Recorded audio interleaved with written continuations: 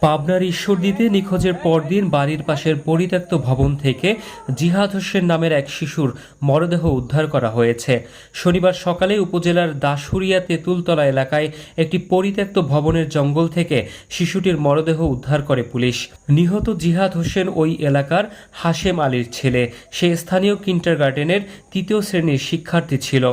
নিহতের স্বজনরা জানান, শুক্রবার বিকাল থেকে নিখোঁজ ছিল শিশু জিহাদ।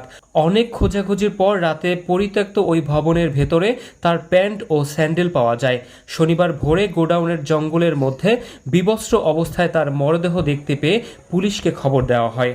ঈশ্বরদী সার্কেলের অতিরিক্ত পুলিশ সুপার বিপ্লব কুমার গোস্বামী জানান, শুক্রবার রাতে ওই শিশু নিখোঁজের ঘটনায় ঈশ্বরদী থানায় একটি সাধারণ ডায়েরি করে তার পরিবার। শনিবার সকালে মরদেহ উদ্ধার করে ময়নাতদন্তের জন্য পাবনা জেনারেল হাসপাতালের মর্গে পাঠানো হয়েছে। শিশুটির মরদেহে আঘাতের চিহ্ন রয়েছে। ঘটনার প্রকৃত রহস্য উদ্ঘাটনে কাজ করছে পুলিশ।